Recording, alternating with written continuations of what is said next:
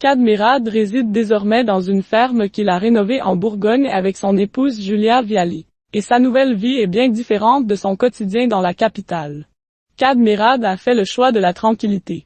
Il réside désormais en Bourgogne avec l'animatrice Julia Viali, qu'il a épousée en 2022. Ensemble, ils coulent des jours heureux dans une ferme qu'ils ont acquis et rénovée il y a quelques années. Et sa vie près de Mons-les-Mines, en Saône-et-Loire, est bien différente de celle qu'il mène à Paris. Kad Merad, plus heureux en Bourgogne qu'à Paris, on sent que depuis qu'il habite en Bourgogne, à 1h20 de train de la capitale, l'acteur a remarqué que la notoriété était plus facile à vivre qu'à Paris. J'habite à la campagne et je fais mes courses. Les gens vous regardent et vous disent bonjour. Il y a un vrai respect quand même à la campagne, je trouve, qu'il n'y a pas forcément à Paris, a-t-il confié dans une interview aux médias On Time.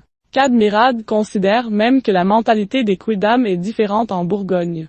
Je suis désolé de vous le dire, mais à Paris c'est comme s'il y a une jalousie presque, alors qu'en province, on sent quand même que les gens vous respectent, ils sont heureux que vous soyez là, ils vous disent bonjour, ils vont pas vous saouler. Vous achetez votre pot de Nutella, ils vont pas prendre des photos, a expliqué le comédien de 61 ans. Kad Merad, bientôt une reconversion en tant qu'agriculteur. Dans la ferme anciennement abandonnée où il réside désormais, l'acteur n'a d'ailleurs pas le temps de s'ennuyer. Je m'occupe des terres avec l'aide des agriculteurs du coin, avait-il confié à Téléstar. Celui qui a passé une partie de son enfance à Balbigny, dans la Loire, nourrit également l'espoir de se lancer dans l'élevage de moutons. Je prends mon temps parce que je me renseigne beaucoup auprès des vrais exploitants et des vrais éleveurs avant de faire n'importe quoi, avait-il détaillé dans l'émission En Aparté. S'il est heureux en Bourgogne, Kad Merad a toutefois été confronté à des soucis juridiques. En 2024, l'acteur et son épouse ont porté plainte contre une agence immobilière de Mons-les-Mines et une agence spécialisée dans la restauration du patrimoine, selon Le Parisien.